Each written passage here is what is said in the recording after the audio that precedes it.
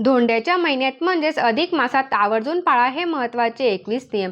श्री स्वामी समर्थ. नमस्कार मित्र आणि मैत्रिणींनो, अधिक मास म्हणजे धोंड्याचा महिना. हा अत्यंत पवित्र आणि पुण्यदायी, अनेक पटींनी फल देणारा मानला जातो. अधिक मास हा 3 वर्षांनी एकदाच येत असतो आणि अधिक महिना हा साक्षात भगवान विष्णूंचं रूप आहे. त्यामुळे या महिन्याला पुरुषोत्तम मास देखील म्हटलं जातं. त्यामुळे या महिन्यात केलेली पूजा, जप आणि व्रत याचे फळ अनेक पटींनी फलदायी असते.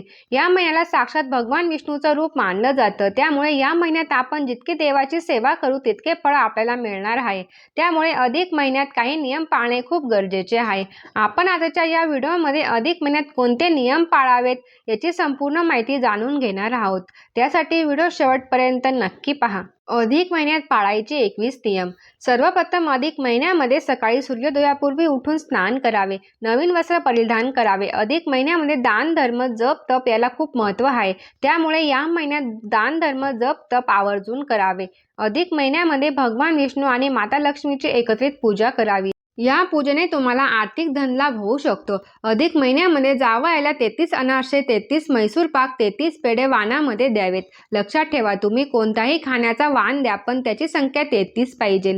संपूर्ण अधिक महिनाभर स्त्रियांनी व पुरुषांनी ओम नमो भगवते वासुदेवाय नमः या मंत्राचा जप करावा. ज्यांना शक्य होईल त्यांनी 7 किंवा 11 माळी जप करावा. अधिक महिन्यामध्ये ज्यांना उपवास करायचा असेल त्यांनी उपवास करावा, पण उपवास करताना इतरांच्या घरचं अन्न खाऊ नये. अधिक महिन्यामध्ये आपले स्वतःचे घर स्वच्छ ठेवावे. याने घरामध्ये माता लक्ष्मीचा वास राहतो, भगवान विष्णू प्रसन्न होतात. संपूर्ण अधिक महिन्याभर घर पुसताना त्या पाण्यामध्ये थोडंसं मीठ आणि चिमूटभर हळद टाकावी. अधिक महिना हा खूप पवित्र महिना मानला जातो. या महिन्यात शक्य झाल्यास पक्ष्यांना किंवा गरजू व्यक्तींना अन्नदान करावे. अन्नदान हे सर्वश्रेष्ठ दान मानले जाते. या महिन्यात तुम्ही भटक्या गायींना अन्नदान करू शकता. या महिन्यात मुक्या प्राण्यांना व पक्ष्यांना अन्नदान व पाणी दान करणे सर्वश्रेष्ठ दान मानले जाते. अधिक महिन्यामध्ये रोज घरासमोरील तुळशीला पाणी अर्पण करावे. बघा, तुळशीला माता लक्ष्मीचं दुसरं रूप मानलं जातं. त्यामुळे संपूर्ण अधिक महिन्याभर तुळशीची सेवा करावी. संपूर्ण अधिक महिना घरात वादविवाद करणे टाळावे. इतरांची भांडण करणे देखील टाळावे. इतरांची निंदा करू नये, कोणाशी वाईट बोलू नये किंवा वाईट चितू देखील नये. सर्वांची बोलताना नम्रपणे बोलावे. अधिक महिना हा खूप पवित्र महिना मानला जातो. या महिन्याला साक्षात विष्णू मानले जाते. त्यामुळे या महिन्यात अधिक देवपूजा व देवाचे नामस्मरण किंवा ग्रंथ वाचावेत. या महिन्यात तुम्ही जास्तीत जास्त ग्रंथाचे पारायण करू शकता. या महिन्यात तुम्ही स्वामींचे पारायण, दत्तगुरूंचे पारायण, भगवान शंकराचे पारायण करू शकता. अधिक महिन्यामध्ये गुरुवाराला खूप महत्त्व आहे. या महिन्यात गुरुवारच्या दिवशी घराच्या उंबरठ्याला हळदीचं लेपन करावे. याने माता लक्ष्मी लवकर प्रसन्न होते आणि आपला गुरुग्रहही मजबूत होतो. आता काही जण अधिक महिन्यात उपवास करतात.